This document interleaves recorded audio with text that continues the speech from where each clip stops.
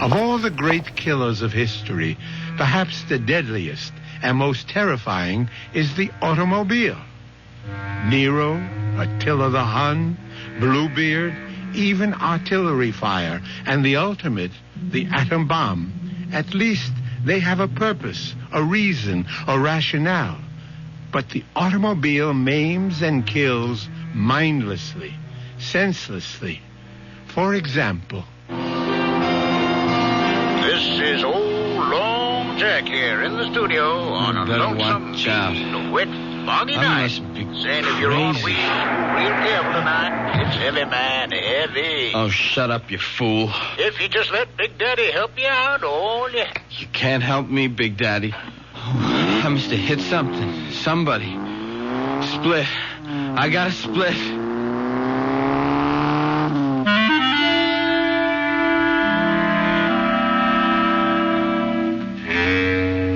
Our mystery drama, And Nothing But the Truth, was written especially for the Mystery Theatre by Ian Martin and stars Arnold Moss.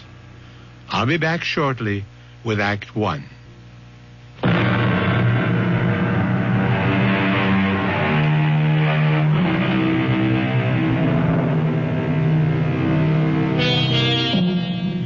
Was the accident we heard a few minutes ago another statistic of the road? An innocent victim, a careless driver, the victim's family broken and lost. A young man whose carelessness had blighted a bright new manhood and a promising career. Or was the driver lucky this time? Lucky in a way far beyond his hope or expectation. We are about to find out with David, the young driver, as he paces his living room floor, waiting for his father to come home. Dad? David, what are you doing up at this hour? I didn't hear you come in. I thought you'd never get home. Where you been? Well, now do I have to start answering to you for my whereabouts? What? What? Oh, you mean like Mother? Yes, like your mother. I'm sorry, Dad. Well, for your information, I was working, correcting term papers. It wasn't that I... David, I'm very tired. You all right, Dad? You look like you had an attack or something. Well, don't be silly. I said I was tired. What's wrong with you? You've been drinking. Yes, I wish I hadn't, but I did. Oh, okay, son. Take it easy. Whatever it is, we'll work it out. Well, where's your sports car? Didn't you have it out tonight? Yes. I left it parked on the street. Well, you better put it away. There's no sense in leaving it out in this rain. Dad, I've got to talk to you. It's about the car. What about the car? I didn't know what to do. I hit the panic button. I ran. Well, what else did you hit? Someone. A man. I'm pretty sure. Down near the railroad. You know where the big curve comes around by the station opposite Franny's place? I think it was one of those old winos that hang around there. Dad, I swear I never saw him with all that rain and the fog. Was there anyone else around? I didn't see anyone.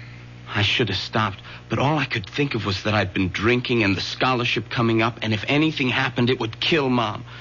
And before I knew it, I was running away. I've been going crazy waiting for you to get home. I'm scared, too, but I guess I ought to go to the police. Does your mother know about this? No. Okay. When did it happen? 2:00, almost on the nose.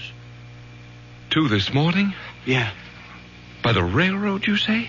Yeah, I just came off Stratfield, and I took the corner into the big bend on Hills Point. I get the picture. Okay. Now go in the kitchen and wait for me. And no matter what, don't let your mother get involved. Where are you going? I'm going to have a look at your car. Well, I'll come with you. You'll do as I say from here on in. Now, you go to the kitchen. I'll be right back. What are you going to do? I'm not sure yet. But maybe there's a way to get off the spot.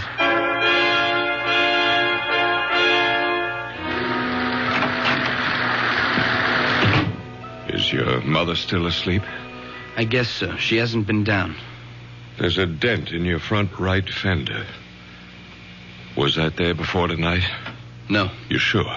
Yeah, I Simonized the car yesterday. Does it look bad? Well, not to... Well, it must have been a glancing blow.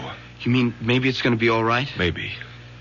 Oh, I don't think I could have hurt him too bad. And a night like tonight, who'd be hanging around? It isn't going to be all that easy, David. They might be able to trace the car. How? You're missing a front right hubcap. There aren't that many Harley 584s in this town. So I'll have to give myself up. No. Let's figure this out. Was your mother up when you went out tonight? I don't know if she was asleep, but she wasn't downstairs. Well, then she didn't see what car you took. No? Did she see me leave? I mean, did she look out of the window or anything? No. She was just sitting in the big chair by the fireplace, crying. Crying? The usual. Well, that I was off once again to the arms of another woman, Like that. Well, you don't believe all that talk, do you? Look, Dad, we've been down this road before. I'm not making any judgments. I'm not asking you to sit in judgment on me. I asked for a simple reaction between a father and his son. I'm sorry, David. I didn't mean to blow up. I guess we're both a little shook tonight. But you ought to know by now where I stand. It's just, well, I know Mom gets a lot of screwy notions, but all the same, I'm sorry for her. She's so lost, and, well, I'm always afraid that any little thing might push her right over the edge. Like tonight. Oh, Dad, what am I going to do? That's what we're going to figure out right now. I got a few more questions. You say the accident happened at 2 o'clock or so, right? Just as I said, almost exactly. Now, how do you know that? I was listening to Long Jack, and he was just going into a last commercial before he went off the air. The disc he was spinning was just ending, and, well, when I hit the guy. What was the record?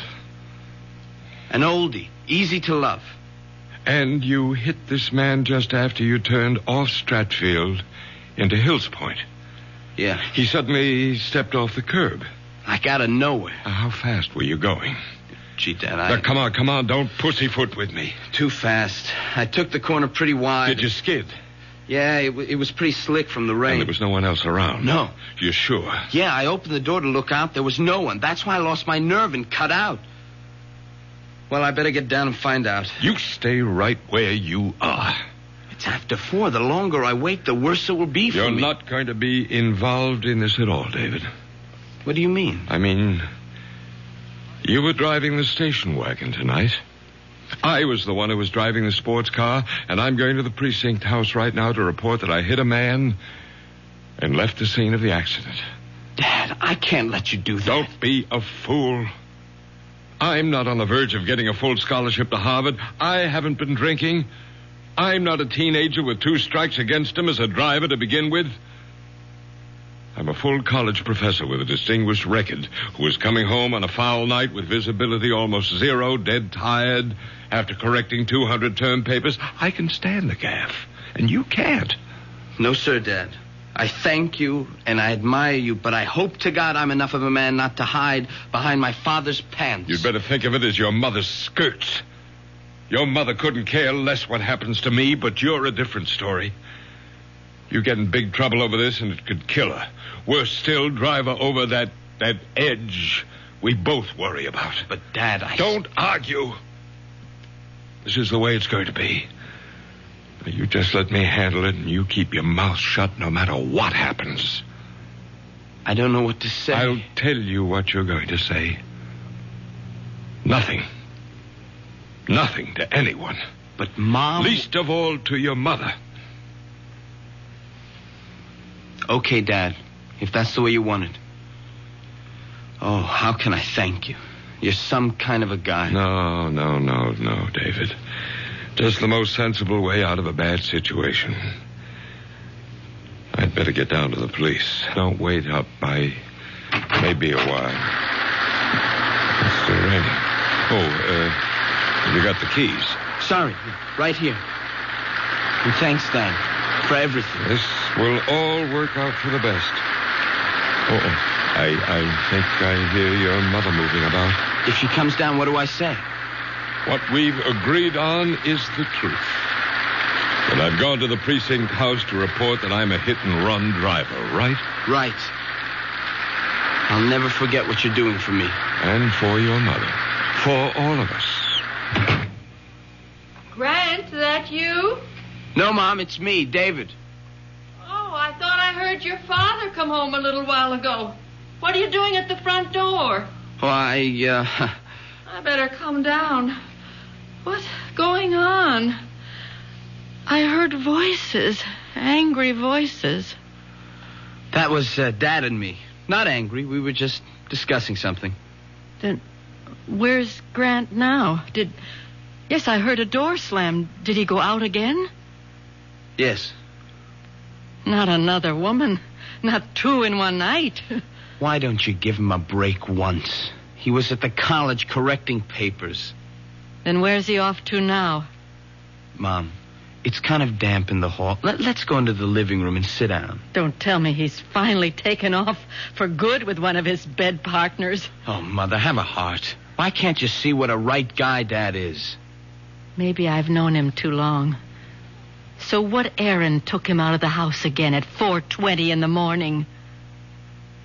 He's gone to the local precinct to confess to a hit and run.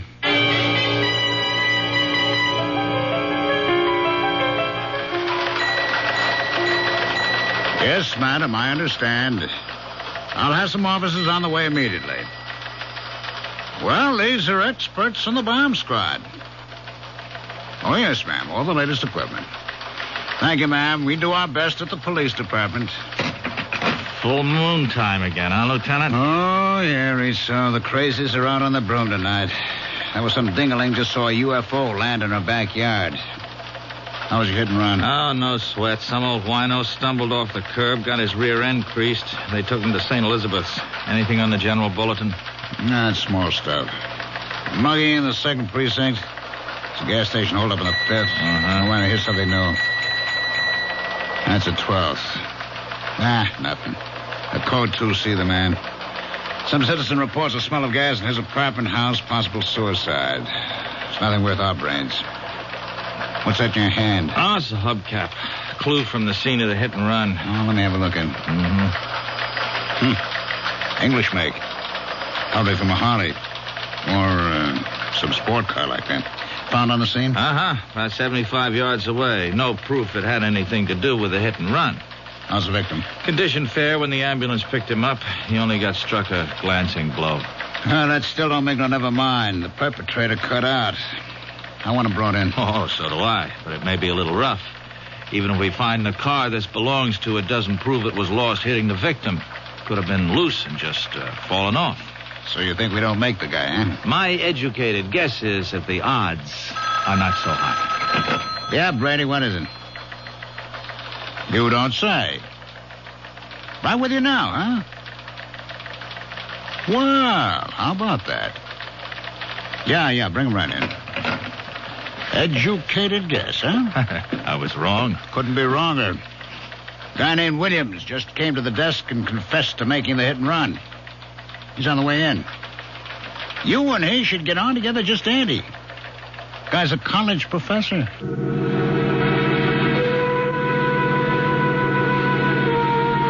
Your father hit someone with the sports car tonight? But that's impossible. How can you say that, Mom? Because he wasn't driving that car tonight. How do you know? You didn't see him leave? No, but I was awake when he drove in, and I could swear, I know he was driving the station wagon. A father's sacrifice for his son. Surely a noble, if misguided, gesture. The question, of course, is, should a young man or anyone be encouraged to evade responsibility? And will the simple act of altruism remain just that? We'll find out shortly when Mystery Theater returns with Act 2.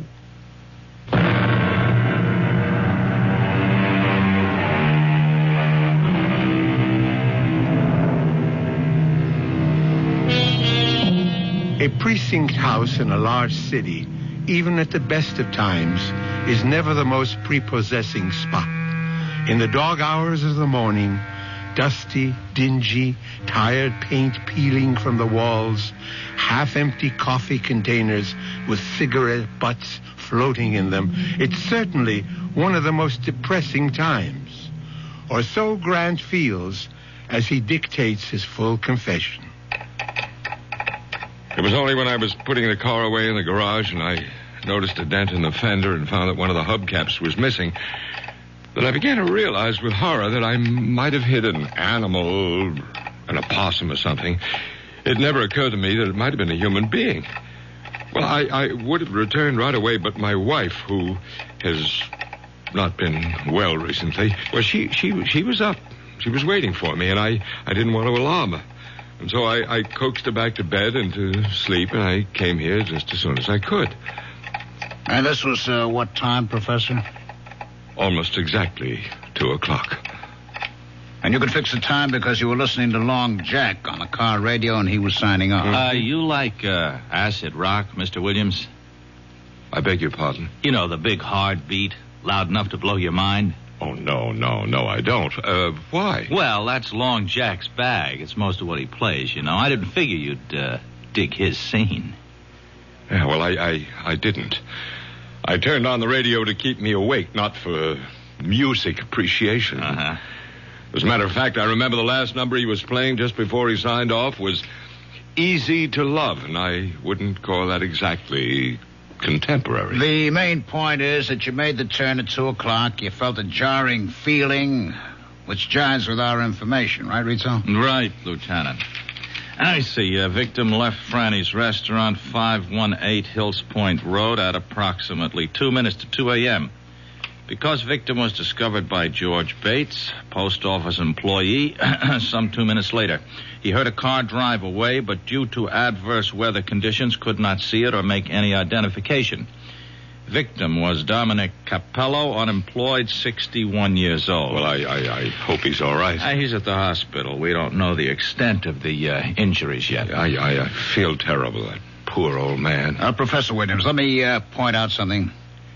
From your story and our evidence, there is no clear-cut evidence that you did hit this man. Now, if I were you, before I went any further, I'd get a lawyer. Oh, there's no need for a lawyer. I'm quite willing to face my responsibilities. If you'll prepare a statement for me, I'd be very glad to sign it. All right. I'll leave you here with Patrolman Foster, who'll type up a statement. You just check it over when he's finished, and then if you still want to, you can sign. I'll be right back. Lieutenant, see you a minute outside. Okay. All right, Rizzo, what's biting you? I think the guy's lying. About what, for Pete's sake? Why would he lie? To cover up. Cover up who? How do I know? His daughter, son, wife. Why would he want to take the rap for that? That's what'll take some digging to find out. Oh, boy. 15 precincts in this city, 4 detective divisions, and I have to get stuck with you. You want to make a federal case out of one sneaky little hit and run where the guy comes in like a good citizen and confesses, and just for once make the job easy? What do you got to do? Go looking for trouble? Now, Lieutenant, it isn't just the few small discrepancies. It's the whole psychology of the man. Psychology? That's all I need. The new breed. Now, look, Rizzo, will you for once just forget the college education and get back in there and have that statement signed, sealed, and delivered, and stop making waves?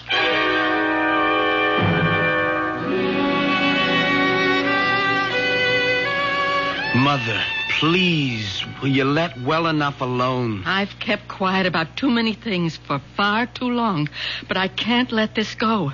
I know your father wasn't driving the sports car tonight. Okay, so he wasn't. So you know what that means. Oh, my darling, You want to get me locked up? No, of course not.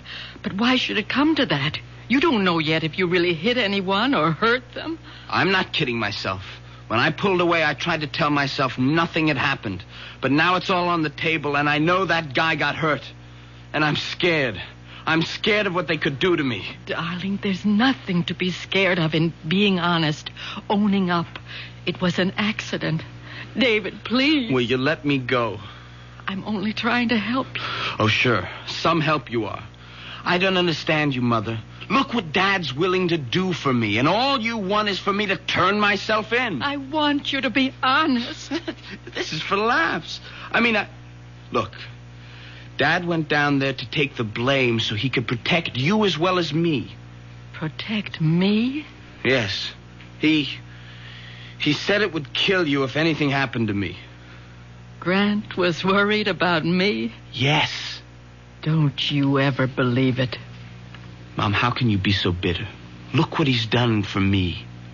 He's got to have an angle. That's unfair. I know you and Dad have problems. I'm not going to try to make any judgments about... Oh, but you do. You make them every day in spite of yourself. And always against me. Mother, I've had just about as much of this as I can take. You know, the curious thing is that I know you love me in spite of everything. Just give me a moment. What is it? I don't stand much chance, do I? I spend so much time upstairs with myself. Very lonely with just yourself. I'm a woman not quite able to cope. A woman with hallucinations. It's something out of Dickens. Living among cobwebs of near insanity and the ghosts of what never was. Mother. Look, it's time I told you. Time I try to tell somebody. I'm a prisoner with a life sentence. Because I can't stop loving. To everyone else, I'm the ghost. But the truth is that the real corruption lies rotting in the very man we both love. David, I don't want to ever see you become like him. I would rather see you dead. That's why I want you to take your own troubles on your own shoulders. Mom, don't you think you ought to lie down? I mean, you're not... It's easy, isn't it, to find a scapegoat, to make someone else responsible. Poor, mad, wasted Marion Williams, married to that intelligent, handsome man, respected by his faculty, worshipped by his students, particularly the girls. Oh, yes, particularly the girls. Oh, Mother, for Pete's sake. No, this time you don't stop me. I loved him so much I forgave all those early affairs. The young children invaded, cheapened. I saved him. I went to those girls. I begged them off. And after you came, the pattern continued. I began to retreat farther and farther. I had the money. That's why I could always keep him. And I couldn't stop loving him. That was the saddest part, wasn't it, David? What? I was the one who ruined him. Without me to cover for him, he'd have been found out long ago. So you see... I don't know what you mean, Mom. I can't discuss what you've been talking about. But that has nothing to do with what Dad is doing at this moment. I'd been drinking. I couldn't have gone to the police. Dad can handle this. Please, leave it alone. And let you spoil yourself just as he did. The rot spread so fast, David.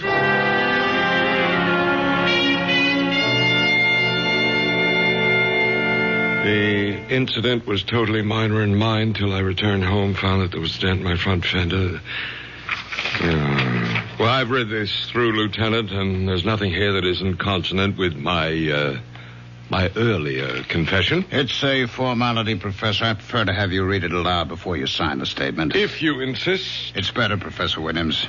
There is much more. Go ahead. It's quite evident that I must have been responsible for striking with my automobile one Dominic Capello, 61, at approximately 2 a.m. on the above date. This statement is a true and unsolicited confession of my responsibility and... Excuse me, Lieutenant. Have you warned the professor again that he should have legal representation? No, I don't need a lawyer. I'll have to warn you, sir, that you may.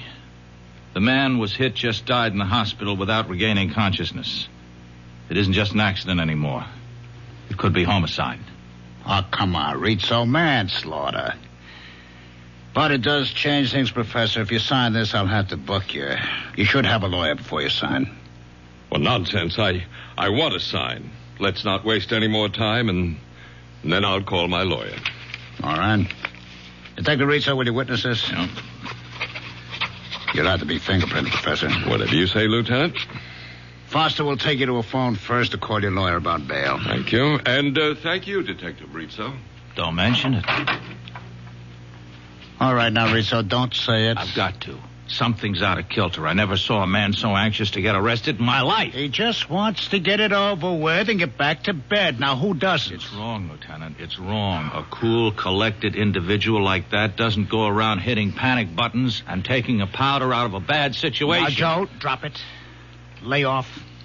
Don't give me any more of the psychology. I'm just a plain flatfoot who came up through the ranks by sticking to one thing, facts. Let's give the guy a vote of thanks for coming in. My psychology is we leave it lay, huh? You got any other hunches? Save them for the ponies. Okay? Okay.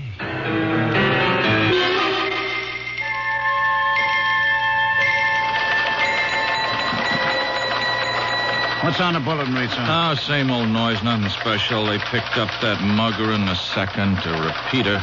What's happening with Professor Williams? Huh? Williams, the professor. You remember the guy we spent most of the night with? Oh, yeah. Well, he got fingerprinted and his lawyer sprung him. He's going home. Hey, look at this, Lieutenant. What? That code 2. See the man in the 12th? That suicide was no false alarm. There was a DOA. Only now it looks like homicide. They figure the girl was strangled before the gas was turned. Oh, what do I care about some dame in the 12th? The 7th is my baby. Let the 12th worry about their headaches. I'm taking you off.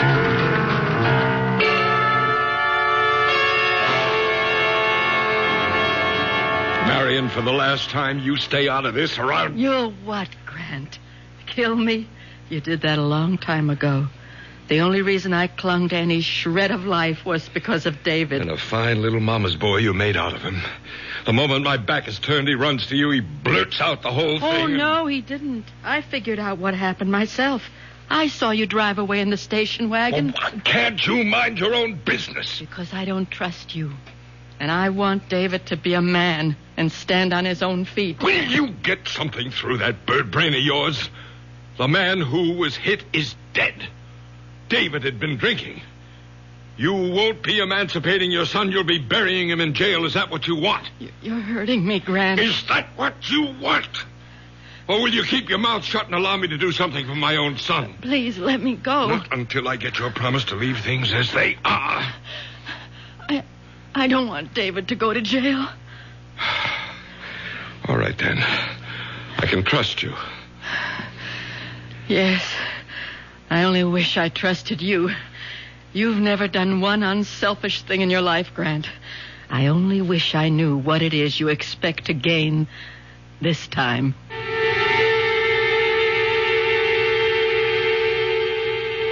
A torturing dilemma for a mother and a father. Is the father right to protect his son, or the mother to feel it would be better for her son to take his medicine? So many other questions pose themselves. Questions which will be answered when Mystery Theater returns shortly with Act 3.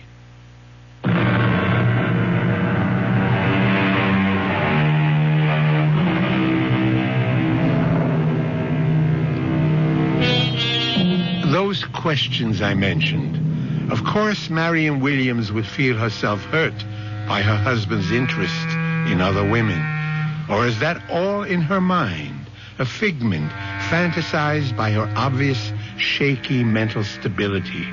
But then there's also the doubt of Detective Sergeant Rizzo. Let's follow him for a moment.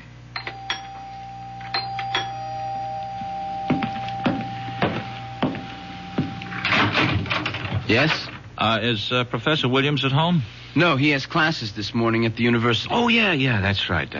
Excuse me, I'm Detective Rizzo. This is my shield. I wonder if I could talk to Mrs. Williams for a moment? I'm sorry, but my mother, she's still asleep. She's kind of an invalid. Oh, well, and I wouldn't think of disturbing her. You're Professor Williams' son, huh? Yes. Well, then how about you take the chain off the door and I step in and ask you a couple of questions? Have you got a warrant? Have a warrant?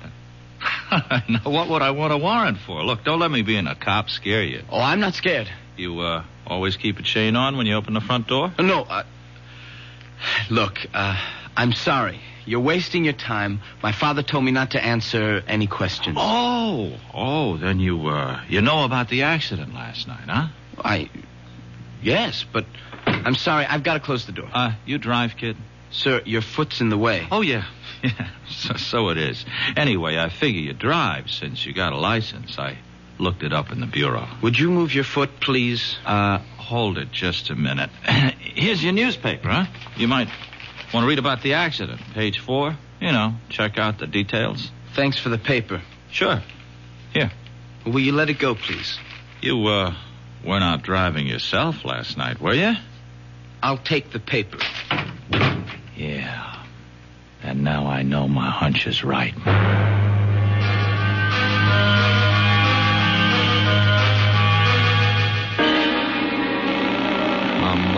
Come on. Where are you? Hello? David, where were you? Oh, I'm sorry. I was just bringing down Mother's lunch tray. But you never answer the phone. Any mail, any phone calls? Just a couple of ads. No phone call. Oh, there was, we had a visitor.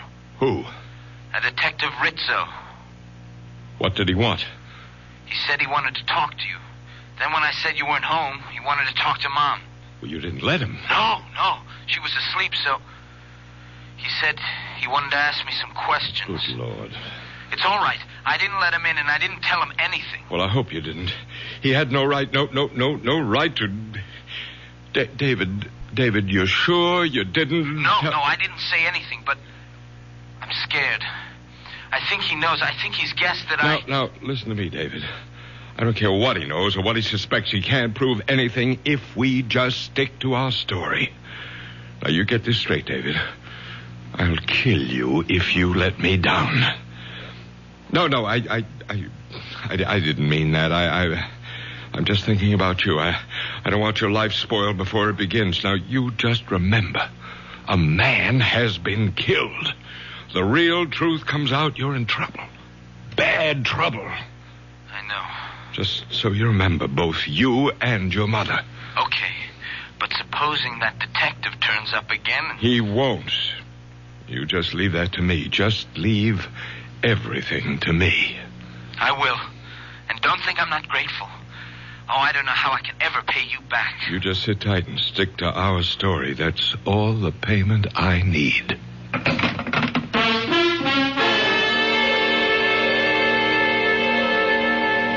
I quite understand, Professor. Detective Rizzo exceeded his orders. I promise you he won't bother your family again. I'm sorry if I lost my temper, Lieutenant. I don't blame you, sir. You'd feel better if you could get a load of how I'm going to lose mine. Get that note, Professor. Detective Rizzo check in yet? All right, tell him to lug his rear end here on the double. I'd have bust him right down a patrolman. You, looking for me, Lieutenant? Yeah, come on in and close the door. Jarvis on the desk tells me the Williams guy was on the phone having a fit. Didn't I tell you to stop making waves? Well, yes, Did Lieutenant, I tell you the Williams case was closed? It can't be closed as long as there's a charge. That's up to the judge. Now, we've done our part. We have a statement and a confession. That's all we're supposed to provide. Uh-huh. A phony confession. What does that mean? Now, look. That professor has a kid. Around 17, 18, huh? I talked to him today. I'll lay you dollars to donuts. He was the one driving the car with that accident. You have any proof of that? No, but give me an hour with that kid and I'll crack this case. Detective Rizzo. Strong-arm methods from a member of the new breed? I thought today's young cop was exchanging the third degree for a college degree. You know I didn't mean anything like that, but if you just give me a chance to get to the bottom... Why would a respected college professor, a guy as prominent in this town as he is, why would he risk his reputation to cover up something his son did? I don't know. I mean, this guy's a teacher. The last thing in the world he'd do is let his son run out on a responsibility. Yeah, that's the way I see it. Psychologically. Psychologically. Now, let's not get tangled up with that bull again, huh? We have a confession, Detective Rizzo. Lieutenant, give me a break. I got the strongest hunch. It isn't any stronger than mine. And mine is, if you don't let this lay like I told you, you're going to be back in your boondockers walking a beat as far uptown as these city limits stretch. Okay, Detective Second Grade, is this case closed? Well, like you say, the case is closed.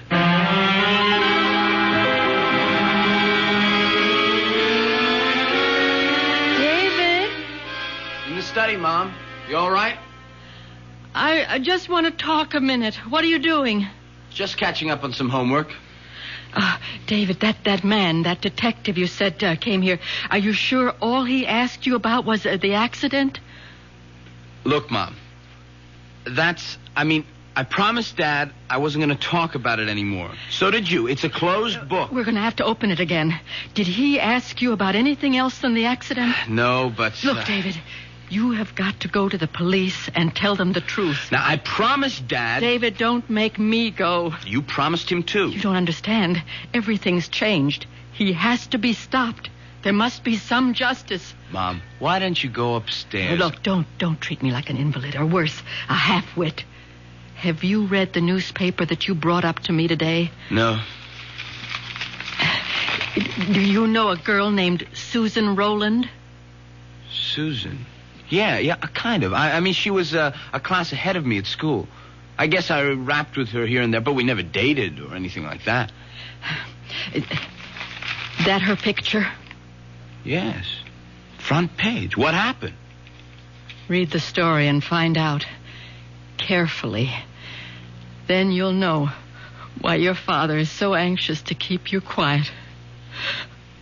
David, you're going to find out why the truth has to be told.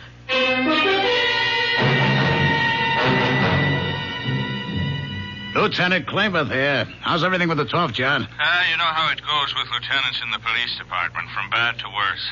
A little favor, George. Name it, you got it. You see the DOA we had on the bulletin? Possible suicide, now definitely homicide. The picture in the morning paper? Yeah, that's the one. Susan Rowland, 19 years old, college student. We're running a routine check on all our acquaintances. You got a make on anyone? No. Fingerprints all over the place, but not even a warm lead. Uh-huh. What can I do? Well, I'm running down blind alleys. Like in her address book is the name of a guy, Grant Williams, domiciled your precinct. She seemed to have been in one of his classes at the university. Could you spare a man to check it out? John, I don't even have to. I'll close one lead for you. What time did your little student get strangled? Well, Emmy puts it at around 2 o'clock. At 1:55, she called her mother to say she was pregnant, and the guy who did it was with her. She started to give his name. The connection was broken. At 2:15, a prowl car responded to a code 2, suspicion of suicide by gas. They broke in, turned off the gas, but the girl had already been dead 10 or 15 minutes. So, 2 o'clock. 2 o'clock, eh? Well, that lets out Grant Williams. 2 o'clock, our side of town, 45 minutes away. He was involved in a traffic accident. He's already booked. One down, how many to go? Thanks, George. Sorry to bother you.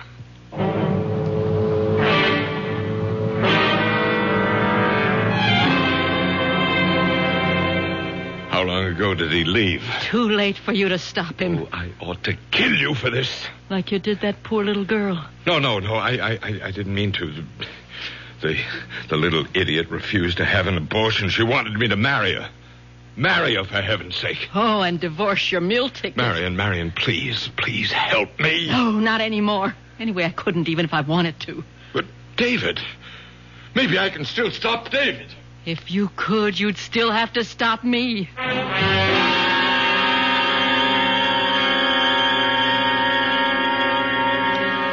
And everything my father testified to in his statement was true, except that it was me who was driving the car, not my father. I hit that man, panicked, and drove off. Well, don't look at me, Lieutenant. I have nothing to say. You wouldn't have to, Rizzo. I know the boy's telling the truth. Yeah, you were right all along. I had a phone call about a half an hour. I demand to see my son. It's all right, Sergeant. Let him in. What is it, Professor Williams? David, I don't want you to say one word until I've talked to you and we can get legal advice. It's too late, Dad. I've said everything I have to say. You don't know what you're doing. The first time in my life, I do. I'm taking care of myself. Oh, how could you do it, Dad, to a nice kid like Susan? I don't know what you're talking about. I can clear that up, Professor. We're booking you for the murder of Susan Rowland. Oh, you can't. I have an alibi. Correction.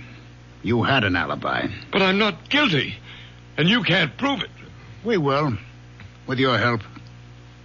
What do you mean? It's ironic, isn't it? If you hadn't walked in here and made a false confession, we might never have had your fingerprints. That's what's going to nail you. You provided us with a whole set to match up. You were just a little too clever. You managed to hang yourself. All right, take him out and book him, Jarvis. Dad, Let him go, kid, huh? Let him go. There's nothing you can do for him. Now you go on with Foster. Let him type up your statement, huh? What's going to happen to him? He'll be found guilty, as he ought to. And me? You've taken a beating already. It's an accident. Won't be too tough. And things should be looking up from now on for both you and your mother. Go on, kid. Okay, Lieutenant. Well, I guess I ought to start to eat my heart, Rizzo, huh? But I'd rather just say I'm sorry. Oh, no. Me too, Lieutenant. This is one time I wish I could just have been wrong. When you're a cop as long as I've been, there'll be a lot more. I wish I could say you get used to it. Come on. Let's try the squad room coffee. All right. Bad as it is, it's better than the taste I got in my mouth right now.